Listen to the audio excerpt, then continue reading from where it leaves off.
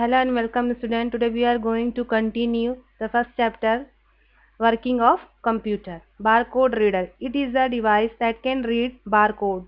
A barcode is a pattern of thick and thin lines containing some information about the product.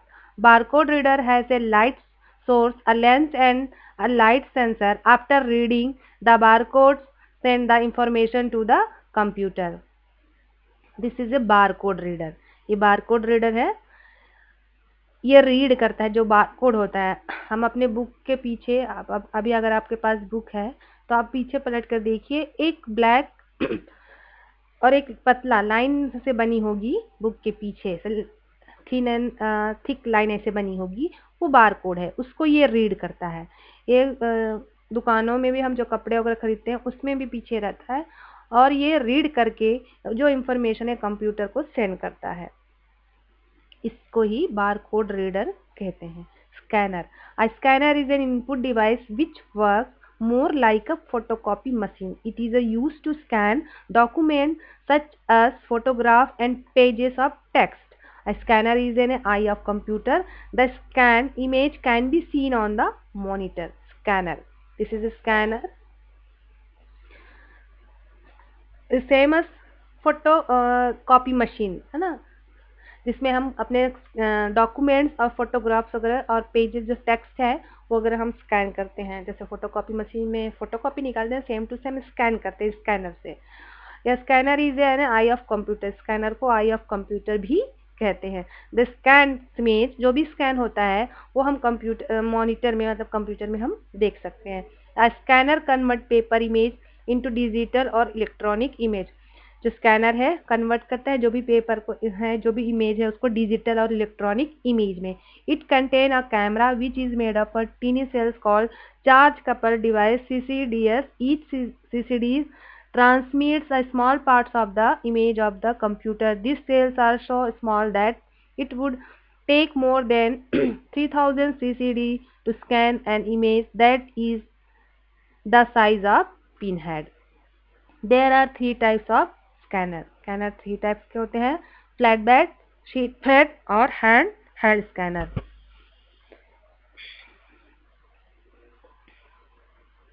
The most popular types of scanner is the flatbed scanner, which has a flat glass bed for scanning documents and image. सबसे most popular कौन सा है? ये scanner, flatbed scanner.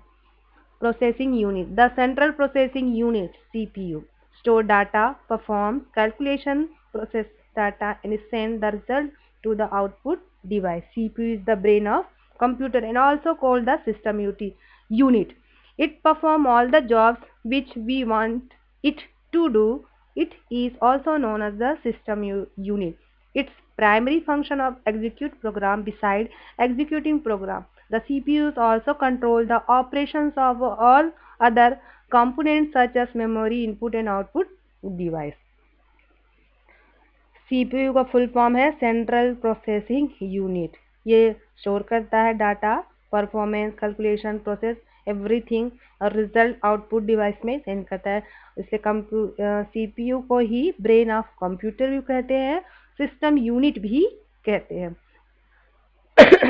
The CPU has mainly three parts: arithmetic and logical unit, ALU, control unit, CU, memory unit, MU.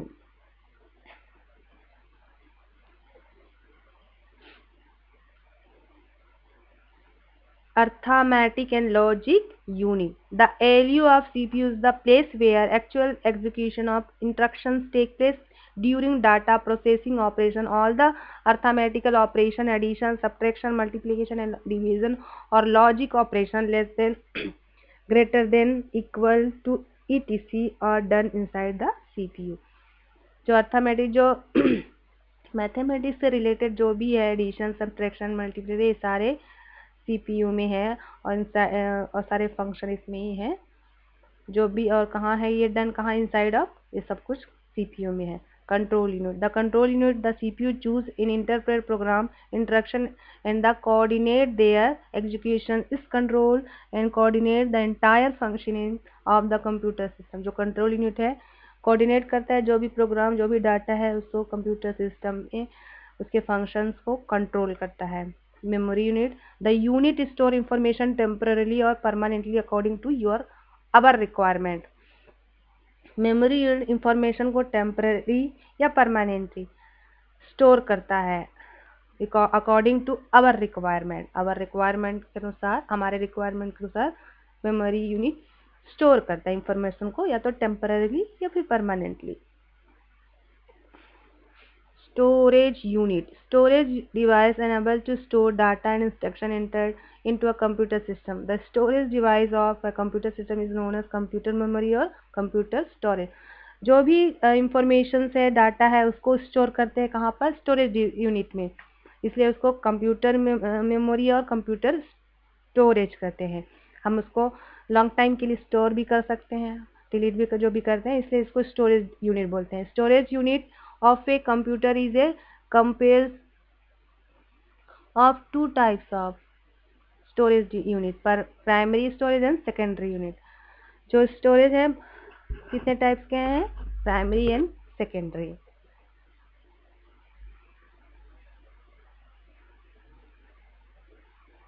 Primary storage है RAM and ROM. Secondary storage hard disk, compact disk, pen drive. ये secondary, this is primary and secondary. Primary memory, primary memory is primary storage is also referred to as a main memory. It is applied to hold instruction and data before being processed and before providing result. It is also two types, RAM and ROM. जो primary memory two types है, RAM and ROM.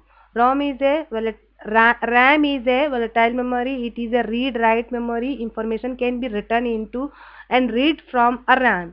It returns the stored information as long as it is supplied with power. When power supply is switched off or interpreted to store information is the RAM is ROM. ROM एक volatile memory है, इसको read and write memory भी कहते हैं। इसमें जो भी लिखा है वो तब तक हम पढ़ सकते हैं जब तक पावर सप्लाई हो रहा है। जब पावर सप्लाई है बंद हो गया तो इसमें जो भी लिखा है, जो भी स्टोर है, जो भी इंफॉर्मेशन स्टोर है, डाटा, वो सब लॉस्ट हो जाता है। There are two types RAM, static RAM and dynamic RAM.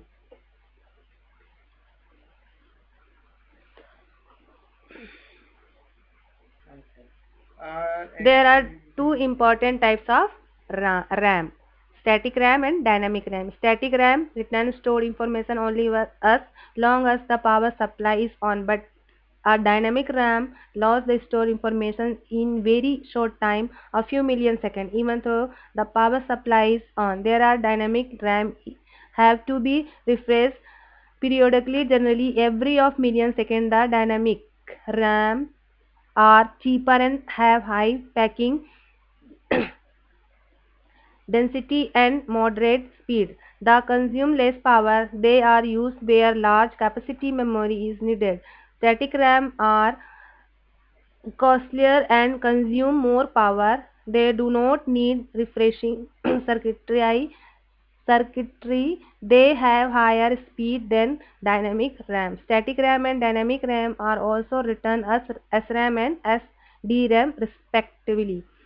जो स्टैटिक रैम है उसमें अगर पावर है, जब तक लाइट है, जब तक स्विच ऑन है और पावर सप्लाई हो रहा है, तब तक उसमें सारे जो डॉक्यूमेंट्स इंफॉर्मेशन रहता है उसमें डिलीट नहीं होता, लेकिन डिलीट हो जाता है, सॉरी, स्टैटिक रैम में उसमें जब तक पावर है तब तक ही है, जहाँ पावर ऑफ हुआ उसमें सारे इंफॉर्मेशन वगैरह डिलीट हो जाते हैं, लॉस्ट हो जाते हैं इसमें स्टैटिक रैम में। एंड डायनामिक रैम में कुछ मिलियन सेकंड के लिए अगर पावर ऑफ हो गया फिर भी उसमें कुछ मिलियन सेकंड के लिए जो भी स्टोर डाटा वगैरह है वो रहता है।